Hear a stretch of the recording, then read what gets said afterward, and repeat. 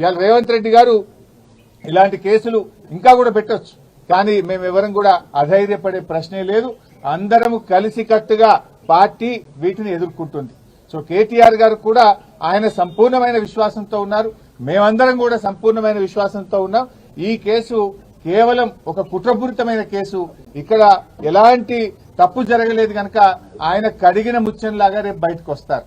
మాకు ఆ ధైర్యం ఉంది గనక, తప్పు చేయలేదు గనక విచారణకు వెళ్తాం. మేము న్యాయస్థానాలకు సహకరిస్తాం, అధికారులకు కూడా సహకరిస్తాం. మాకు అధికారుల మీద గాని న్యాయస్థానం మీద గాని మాకు విశ్వాసం ఉంది. కేవలం రేవంత్ రెడ్డి మీద మాకు విశ్వాసం లేదు. ఆయన ముఖ్యమంత్రిగా తప్పుదో పట్టిస్తున్నాడు గనక, ఆయన ఆలోచనలు మాకు తెలుసు గనక, అందువల్ల ఆయన మీద మాకు విశ్వాసం లేదు కానీ మేము చెప్పాను తప్ప వేరే ఏం లేదు. సో ఇక్కడ ఈ రోజు కోర్టులో వచ్చినటువంటిది కూడా కొంతమంది తప్పుడు ప్రచారం చేస్తున్నారు సోషల్ మీడియాలో. ఏదో శిక్ష పడ్డదనో, అసలు కేసే ఓడిపోయిందనో, ఏదో తప్పు జరిగిందనే విధంగా కొంతమంది సోషల్ మీడియాలో కొంతమంది కాంగ్రెస్ పార్టీ నాయకులు పిచ్చి కూతలు కూస్తా ఉన్నారు. ఇక్కడ చెప్పదలుచుకుంది ఏంటంటే అసలు విచారణే ప్రారంభం కాలేదు. ఇది తప్పుడు కేసు, దీన్ని క్వాష్ చేయాలని మేము వెళ్ళాం. ఇక న్యాయస్థానం విచారణ జరగాలి అని అన్నదే తప్ప ఇక్కడ తప్పు జరిగిందనో, అవినీతి జరిగిందనో, శిక్ష వేసిందో అనే ప్రశ్నే లేదు ఇక్కడ. కానీ కొంతమంది ఏంటంటే ఏదో తప్పుడుగా సోషల్ మీడియాలో ప్రచారం చేస్తూ ఒక గోబల్స్ ను, ఒక తప్పుడు వార్తలను ప్రచారం చేసే ప్రయత్నం చేస్తున్నారు. అటువంటి వాళ్ళు అది మానుకుంటే మంచిదని కూడా మేము వారికి హితవు పలుకుతా ఉన్నాం. సో ఈ రోజు తప్పకుండా మేము సంపూర్ణమైన విశ్వాసంతో ఉన్నాం. ఇది ఒక తుఫైల్ కేసు. మా ఆర్ఎస్ ప్రవీణ్ చెప్పినట్టు ఇది 100% తుఫైల్ కేసు. ఫైనల్ గా ఇందులో ఎలాంటిది కూడా బయటకు వచ్చేది లేదు. అసలు ఒక రూపాయి రాష్ట్ర ప్రభుత్వ ఖజానా నుంచే పోయింది లేదు. రాష్ట్రానికి ఆదాయం వచ్చింది తప్ప రాష్ట్రానికి జరిగిన నష్టమేం లేదు. రాష్ట్ర ప్రయోజనాల కోసం చేసిన తప్ప కేటీఆర్ గారు స్వంతగా తన కోసం చేసినటువంటిది కాదు. అందువల్ల ఆయన మాకు ఆ విశ్వాసం ఉంది కనుక 9వ తేదీ ఆయన ఏసీబీ విచారణకు వెళ్తారు. వెళ్లి అన్ని రకాలుగా మేము సహకరిస్తాం. మేము ఫర్దర్ గా లీగల్ యాక్షన్ మీద మా న్యాయవాదులు ఇచ్చే సలహా మేరకు మేము ముందుకు వెళ్తాం.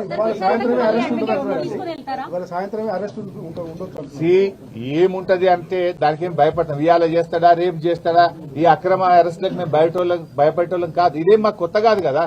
సమైక్య రాష్ట్రంలో తెలంగాణ ఉద్యమంలో ఆంధ్ర పాలకుల మీద చిచ్చర పిడుగులాగా పోరాడినటువంటి చరిత్ర బీఆర్ఎస్ పార్టీకి ఉన్నది. గతంలోనే మేము అరెస్ట్ అయినాం. తెలంగాణ కోసం పోరాటంలో కేటీఆర్ గారు అరెస్ట్ అయ్యి వరంగల్ జైల్లో పడ్డారు. మా నాయకులందరూ కూడా అరెస్ట్ అయ్యి జైళ్లలో పడ్డారు. ఏం జరిగింది? తెలంగాణ రాష్ట్రం వచ్చింది. ఈ రాష్ట్రానికి మేలు జరిగింది.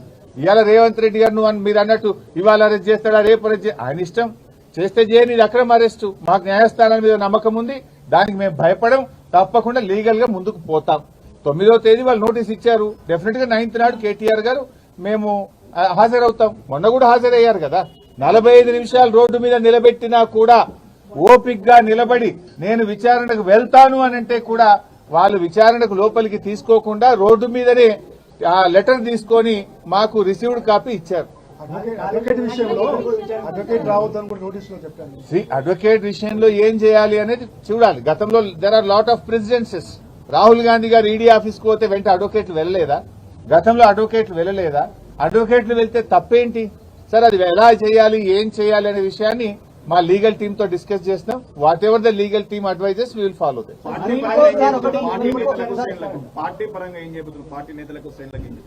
ఏం చేయాలని మేము ఆలోచిస్తాం.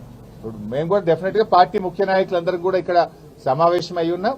గవర్నమెంట్ యొక్క చర్యల్ని బట్టి పార్టీ పరంగా మేము ఎలాంటి నిర్ణయాలు తీసుకోవాలనే దాని మీద చేస్తాం. ఒకటి మాత్రం క్లియర్ బై సార్, ఆయన అరెస్ట్ చేయని, ఇంకా 100 కేసులు పెట్టని రేవంత్ రెడ్డి ప్రశ్నించడం ఆగది. రేవంత్ రెడ్డి ఈ ప్రభుత్వం ప్రజలకిచ్చిన హామీలు అమలు చేసే విషయంలో బీఆర్ఎస్ పార్టీ పోరాటం ఆగదు. We will go on fight. ఆయన మీద పోరాటం చేస్తూనే ఉంటాం, ఆయనను ప్రశ్నిస్తూనే ఉంటాం, వాళ్ళ అవినీతిని బయట పెడుతూ ఉంటాం, వాళ్ళ ఫెయిల్యూర్స్ ను కూడా ప్రజాక్షేత్రంలో బట్టబయలు చేస్తాం. ప్రజల పక్షాన, రైతుల పక్షాన, మహిళల పక్షాన, కార్మికుల పక్షాన మా పోరాటం కొనసాగుతుంది. బైసాబ్ దాని మీద నిన్ననే కేటీఆర్ గారు కూడా స్పష్టంగా చెప్పారు. గ్రీన్ కో ఒక రూపాయి రాష్ట్ర ప్రభుత్వం ఇచ్చిందే లేదు.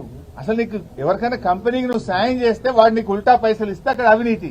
గ్రీన్ కో ఈ రాష్ట్రంలో కాంట్రాక్ట్ చేసింది లేదు. గ్రీన్ కోకు రాష్ట్ర ప్రభుత్వ ఖజానా నుంచి 1 రూపాయి ఇచ్చింది లేదు. ఇంకా అవినీతి అనే ప్రశ్న ఎక్కడిది? గ్రీన్ కోకు ఏమిచ్చింది రాష్ట్ర ప్రభుత్వం? కాంట్రాక్ట్ ఇచ్చిందా, డబ్బులు ఇచ్చిందా? గ్రీన్ కోకు మేము చేసిన సాయం ఏంది? అసలు రూపాయి గ్రీన్ కోనే ఉల్టా ఖర్చు పెట్టింది హైదరాబాద్ ఇమేజ్ కోసం, హైదరాబాద్ బ్రాండ్ ఇమేజ్ కోసం గ్రీన్ కో వాళ్ళ సొంత డబ్బులు పెట్టి ఈవెంట్ నిర్వహించారు తప్ప రాష్ట్ర ప్రభుత్వం గ్రీన్ కోకి ఇచ్చింది అయితే ఏం లేదు కదా.